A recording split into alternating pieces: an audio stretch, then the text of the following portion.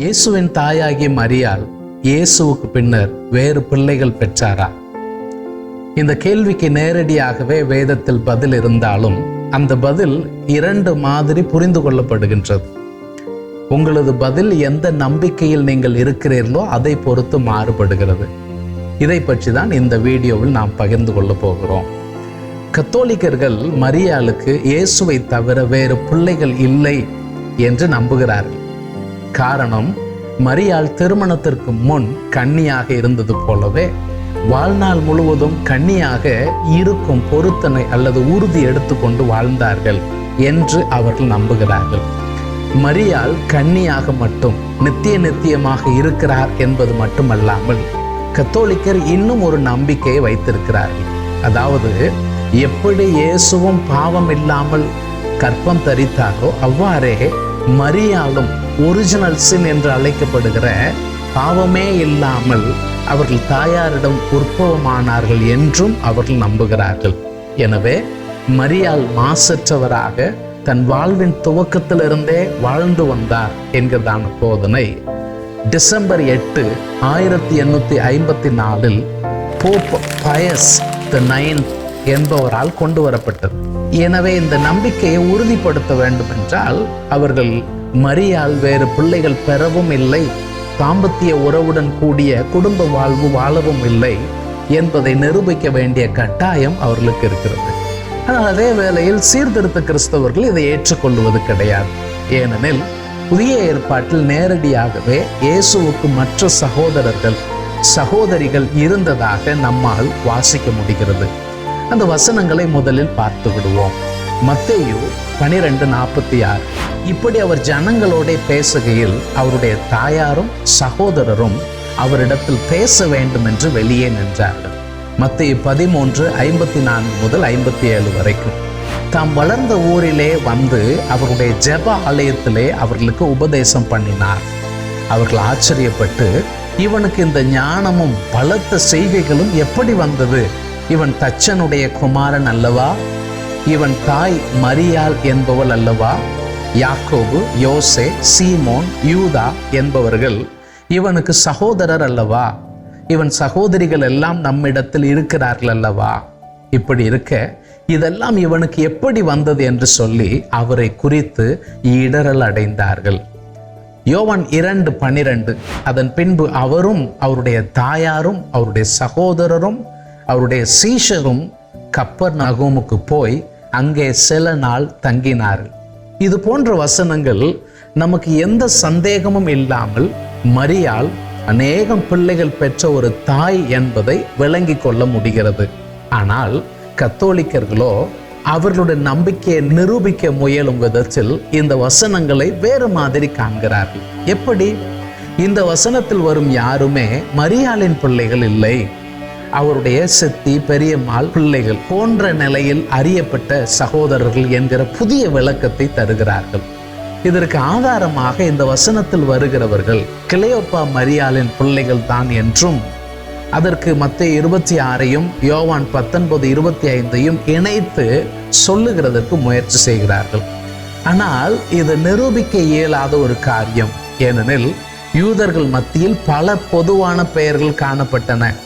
இயேசுவின் தாயாகிய மரியாளுக்கு சகோதரிக்கும் மரியாள் என்றே பெயர் வைத்திருக்கிறதை இங்கே கவனத்தில் கொள்வது நன்றாக இருக்கும். எனவே இதை ஒரு ஆதாரமாக எடுத்துக்கொள்வது சிறப்பாக இருக்கார். இயேசுவுக்கு சகோதரர்கள் இருந்திருந்தால் அவர்கள் ஏன் அவருடைய சிலுவை பாடுகளின் போது சிலுவை அண்டை வரவில்லை? மரியாளுக்கு பிள்ளைகள் இல்லாததால் தானே இயேசு தன் தாயாரை யோவானிடம் ஒப்படைத்தார் என்றும் கத்தோலிக்கர்கள் சொல்லுகின்றனர். இதற்கும் காரணம் வேதத்தில் இருக்கிறது. யோவான் 7:3 முதல் 5 வரைக்கும் உள்ள வசனங்கள். அப்பொழுது அவருடைய சகோதரர் அவரை நோக்கி, நீர் செய்கிற கிரியைகளை உம்முடைய சீஷர்களும் பார்க்கும்படி இவ்விடம் விட்டு யூதேயாவுக்கு போ.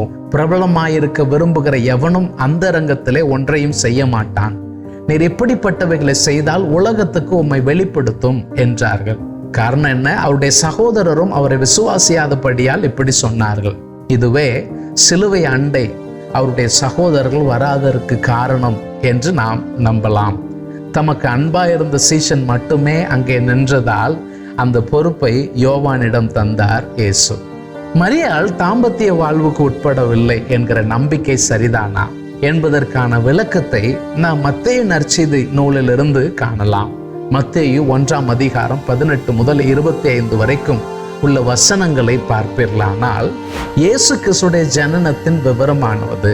அவருடைய தாயாகிய மரியாள் யோசேப்புக்கு நியமிக்கப்பட்டிருக்கையில் அவர்கள் கூடி வரும் முன்னே அவள் பரிசுத்த ஆவியினால் கர்ப்பவதியானாள் என்று காணப்பட்டது. இந்த இடத்துல கூடி வரும் முன்னே என்கிற வார்த்தை கவனத்திற்குரிய வார்த்தை.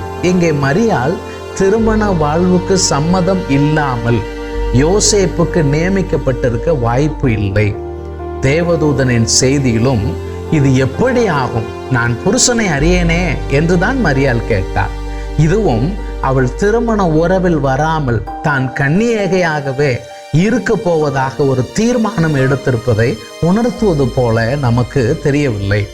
மத்தேயு 1:19, அவள் புருஷனாகிய யோசேப்பு நீதிமானாயிருந்து, அதாவது நியமிக்கப்பட்ட பின் அவர்கள் திருமண உறவில் சங்கமிக்காமலே கணவன் மனைவி என்றே அவர்கள் அறியப்படுவது வழக்கம்.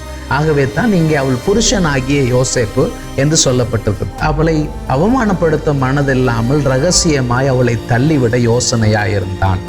அவன் இப்படி சிந்தித்து கொண்டிருக்கையில் கர்த்தருடைய தூதன் சொப்பனத்திலே அவனுக்கு காணப்பட்டு, தாவீதின் குமாரனாகிய யோசேப்பே, உன் மனைவியாகிய மரியாளை சேர்த்து கொள்ள ஐயப்படாதே, அவளிடத்தில் உற்பத்தியாயிருக்கிறது பரிசுத்த ஆவியினால் உண்டானது. இந்த இடத்துல சொல்லுகிற சேர்த்து கொள்ளுகிற என்கிற வார்த்தையை கவனியுங்கள். கணவன் மனைவி உறவிற்குள் வந்த பின் அவர்கள் கூடி வராமல் துறவர உறுதி எடுத்து வந்தார்கள் என்று சொல்வது ஏற்புடையதாக இருக்குமா?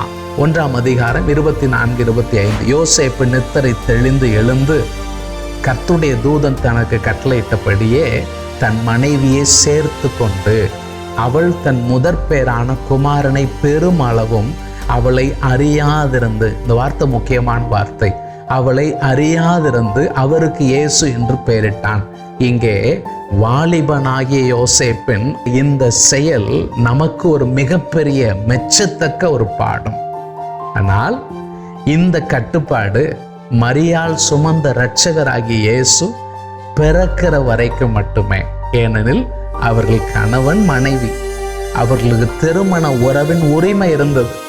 எனவே தான் முதற்பேரான குமாரனை பெருமளவும் அவளை அறியாதிருந்து என்று கூறப்படுகிறது. இன்னும் ஒரு கேள்வியை கத்தோலிக்கர்கள் முன்வைக்கிறார்கள். இயேசுவின் 12 வயதில் அவருடைய பெற்றோர் அவரை மட்டுமே பஸ்காவுக்கு அழைத்து வந்தனர், அவருடைய சகோதரர் வந்ததாக தெரியவில்லை என்றும் வாதிடுவது இருக்கிறது. நற்செய்தியாளர்கள் ஒன்றை சொல்லவில்லை என்பதனால் அவருக்கு வேறு சகோதரரே இல்லை என்று வாதிடுவது பொருத்தமாக இருக்காது. ஒரு காரியம் சொல்லப்படவில்லை என்பதனால் அது அப்படி இல்லவே இல்லை என்று சொல்வது சரியாக இருக்காது. மேலும் இயேசுவை தவிர மரியாளுக்கு வேறு பிள்ளைகள் இல்லை என்பது அவரை பாக்கியவதி என்று அழைப்பதற்கே எதிரானதாக போய்விடும். ஏன்னா எபிரேய நம்பிக்கையை பார்ப்பீர்களானால் எபிரேய பெண்கள் மிகப்பெரிய பாக்கியமாக கருதுவது பிள்ளை பேர். இயேசுவை தவிர வேறு பிள்ளைகளின் ஆசீர்வாதத்தை மரியாள் யோசேப்பு தம்பதி அனுபவிக்கவில்லை என்றால் பாக்கியவதி என்கிற பட்டம் பொருத்தமானதாக இருந்திருக்கும் என்று மரியாளே நம்பி இருக்க மாட்டார். இதற்கு உதாரணமாக நாம் பல்வேறு வசனங்களை பகிரலாம். பிள்ளை பெறுவது என்பது பெண்களுக்கு ஆண்டவர் அருளிய கிருபையாகவே அவர்களால் பார்க்கப்பட்டது. இதன் சமகால உதாரணம் அவளுடைய நெருங்கின உறவினராயிருக்கிற எலிசபெத்து. பழமையான உதாரணம் ஒன்றையும் நாம் காண்பிப்பது நலமானது. லேயாள் தனக்கு அதிக பிள்ளைகள் பிறந்த போது சொன்னதை இங்கே நினைவுபடுத்தலாம். நான் பாக்கியவதி, ஸ்ரீகள் என்னை பாக்கியவதி என்பார்கள் என்று சொல்லி அவனுக்கு ஆசேர் என்று பெயரிட்டாள். ஆதியாகமம் 30:13. மரியாளுக்கு இயேசுவை தவிர வேறு பிள்ளைகள் இருக்கவில்லை என்கிற கத்தோலிக்க நம்பிக்கைக்கு நிச்சயத்துடன் ஆதாரபூர்வமாக உறுதிப்படுத்துவதற்கு வேதத்தில் ஆதாரங்கள் இருப்பதாக எனக்கு தெரியவில்லை. நீங்கள் என்ன நினைக்கிறீர்கள் என்பதை கமெண்ட் செய்யுங்கள். எங்கள் வீடியோக்களை மற்ற நண்பர்களுக்கும் பகிர்ந்து கொண்டு எங்கள் ஊழியத்தை ஊக்கப்படுத்துங்கள். God bless you.